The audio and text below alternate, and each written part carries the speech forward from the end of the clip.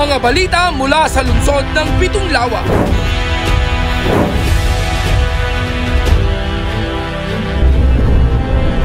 Mga pabatid mula sa alkalde sa mga tanggapan ng lokal na pamahalaan at pangnasyonal.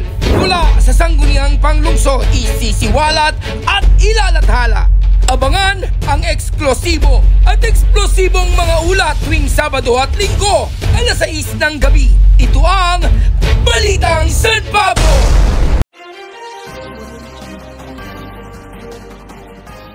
Narito na ang mga balita para sa linggong ito. CDRRMO San Pablo rumisponde sa sunog sa Barangay 4A.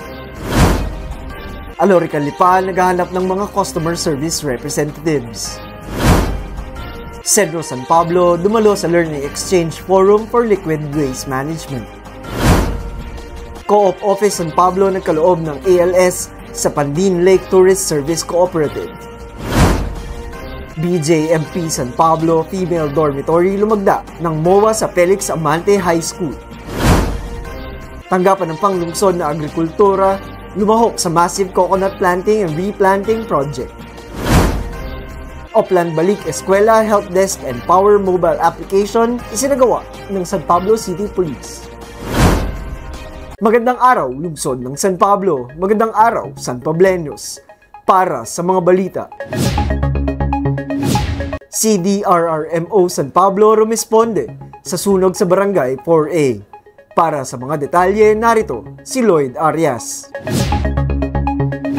Sa atas ni Mayor Vicente B. Amante at City Administrator Larry S. Amante ay agarang tumugon ng Team Bravo ng CDRRMO San Pablo sa isang sunog na naganap noong August 11 ng hapon sa Barangay 4A.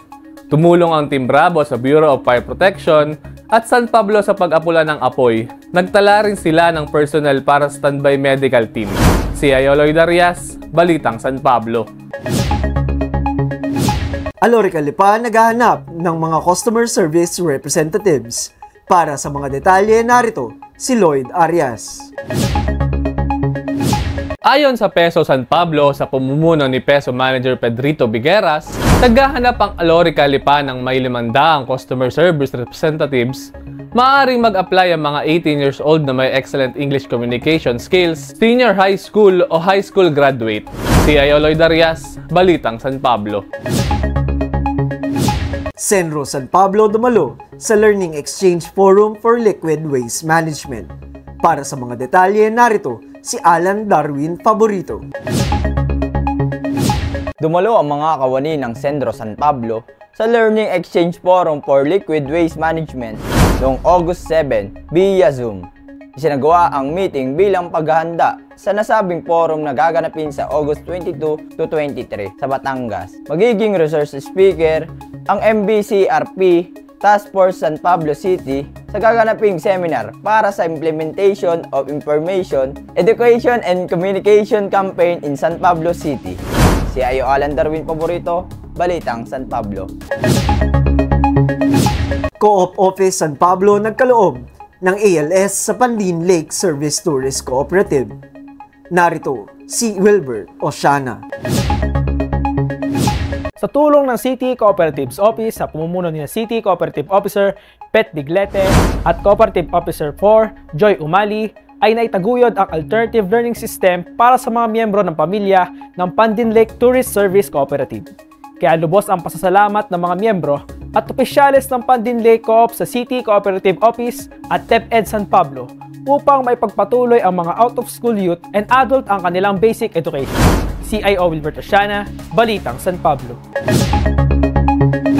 BJMP San Pablo Female Dormitory lumagda ng MOA sa Felix Amante High School. Para sa mga detalye, narito si Carlo Velasco. Lumagda sina Acting Warden Jail Joan Cabaldo, Senior Jail Officer 3 Marian Manset at Jail Officer 1 Georgia May Abaha sa isang Memorandum of Agreement sa Felix Amante Senior High School. Sa pangunguna ni School Principal Jaisel Maris Tangkeco, ito ay para sa mga qualified persons deprived of liberty na sumailalim sa Strand ng Senior High School program sa nasabing paaralan. CIO Carlo Velasco, Balitang San Pablo. tanggapan ng panglungsod na agrikultor lumahok sa massive coconut planting and replanting project. Para sa mga balita, narito si Cedric Carandang. Nakiisa ang tanggapan ng panglungsod na agrikultor samahan ng magniniyog ng lungsod ng San Pablo. San Pablo Magniniyog Agriculture Cooperative ng Philippine Coconut Authority Laguna at Rizal Province at Franklin Baker of the Philippines sa ginanap na massive coconut planting and replanting project. Dumalo sina PCA Regional Manager Bibiano Concibido Jr., Franklin Baker of the Philippine Plant General Manager Ronald Torneo, PCA Division Chief Lani Lapitan, Maria Cynthia Bacod ng tanggapan ng panlungsod na agrikultor, Chairman Daryl Liap ng Barangay Bautista, at may-ari ng Niyugan, Norberto de las Alas. CIO Cedric Carandang, Balitang San Pablo. Oplan Balik Eskwela Help Desk and Power Mobile Application isinagawa ng San Pablo City Police. Para sa mga detalye, narito si Cedric Carandang. Pinangunahan ni na Police Corporals Edmore Adbiertas at Lester Coasay noong August 12 ang PRO-4A Power Services Mobile Application sa mga mag-aaral, magulang at mga guro. Ang Power Application ay upang maproteksyonan ang komunidad sa pamamagitan ng epektibong serbisyo at pagtugon sa anumang kaganapan. CIO Cedric Carandang, Balitang San Pablo. Para sa karagdagang impormasyon ay follow kami sa aming Facebook page at City Information Office San Pablo o CIO San Pablo. Mag-subscribe din sa aming YouTube channel at CIO San Pablo. Manatiling updated sa mga kaganapan sa lungsod ng San Pablo. Ito pa rin ang tagubilin ng ating minamahal na punong lungsod, Mayor Vic Amante, kasama si Vice Mayor Justin Colago at ang bumubuo ng sangguniang panglungsod. Ganon din ang ating punong administrador Larry S. Amante, Serbisyong Mayniti, San Pableño ang wagi. Ito ang mga balitang nakalap namin para sa linggong ito. Ako si Paul Nixon Jonglay para kay City Information Officer Gali Galicia. Ito ang Balitang San Pablo. Mula sa bumubuo ng pamalaang barangay ng Barangay San Gregorio, Sangguniang Kabataan at sa Barangay Information Office, ugaling tumutok sa City Information Office, Balitang San Pablo.